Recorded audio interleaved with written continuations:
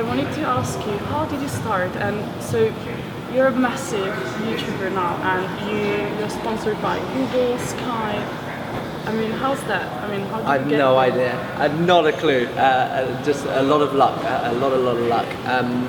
I genuinely think it was probably right time, right place. When I was revising for my exams, I was watching a lot of YouTube just to form procrastination. Same, yeah. And it was just when YouTube was going from like cats and dogs and skateboards to like people making quite interesting stuff and regular stuff and having channels where they would do branding. And I was studying media at the time, and we were learning a lot about channels on television and radio stations, and it seemed a little bit like that, you know. And so it was just right time and place. So when I finished my course, I said, "Oh, I'll set up a channel," and only for fun. I didn't imagine what might happen or where it would go. There was no money involved with YouTube really then, and we literally sort of joined as YouTube just exploded, and we sort of came along with it, and it's been a fun journey. So did you start it during your gap year, right? Yes. So that's why JacksGap. Yeah. So I took a year off. My dad always convinced me to take a year off to consider life and to explore, and before you go to university. In the end, he probably regrets saying that, because I ended up leaving university because we ended up sort of having this amazing journey in my gap year, doing the YouTube channel. But yeah, it was literally on the first day. We had a year ahead of us, and we thought we might do a little bit of traveling. We're going to meet some new people. It'd be nice to film it, share it with friends and family, people on Facebook. No one more than that. Yeah, I think I saw a video yesterday. Your first video was. Oh you God, were don't watch talking- these things now. That was years ago. I was interesting to see how, you know, now you're making humanitarian content, but you're starting doing just like, you know, really fun Yeah. Yeah, I mean, I know it's all it got was so really- serious now. We're in an office and. Yeah, exactly. Yeah. So how was that? I mean, how did you know, start from just making travel videos, fun videos, to like serious content? I think, I always wanted to make the more serious, bigger stuff. Yeah.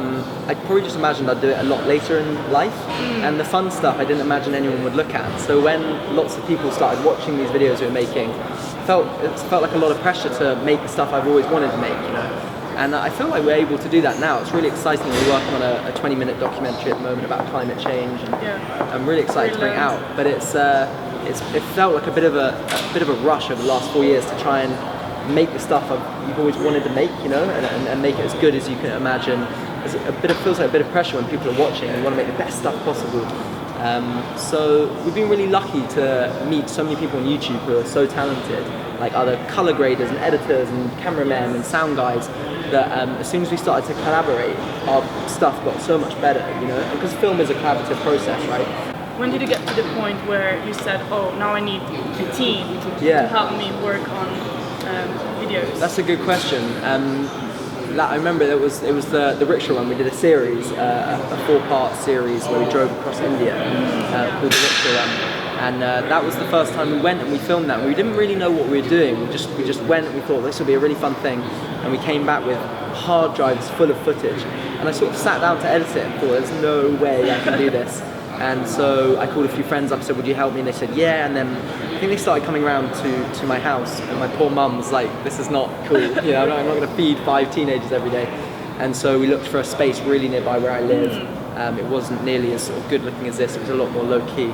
And we sat in there to edit. And that whole experience was so much fun, going in there every day and working with these other creative people, having a product we were really proud of at the end. That was sort of what gave us the idea to, hey, we should do this more often. And so working with brands is the way we've been able to earn money over the last 3 or 4 years. And it's finding the right brand, convincing them of your idea, saying, "Look, here's my idea, here's why I think it's going to be good, here's why I think people are going to enjoy it." And you know, if a brand really believes it's going to be good and people enjoy it, they want to be a part of that. They want to be seen to be enabling that, you know. And so somehow we managed to convince a couple of brands over the years to do that, and that's how we've earned money. We owe those guys everything, really. How do you deal with, you know, your team, and how do you organize everything, or you share this with everyone, you know, all your responsibilities? Or is it just you, like, okay, I want these guys, and let's make it happen? That's a great question, and it's definitely something I'm learning every single day. It's been, I think, the biggest learning curve for me. I think I was always really lucky to have an identical twin. That helped hugely. And he now lives in America, so things are a little bit more difficult. But when he was here, we were working together. We would sort of split our responsibilities.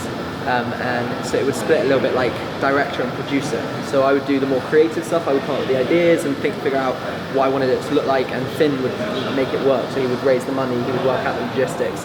And that's a really good partnership to have. Like, you'll recognize that partnership in a lot of big production companies or creative agencies. Often someone who's creative and someone who can do the business. Yeah. I think my job is literally just coming in every day, being happy and making everyone else happy. I think the role of a director or like a owner of a company is just to inject everyone with enthusiasm and also bring out the best work they can do, you know.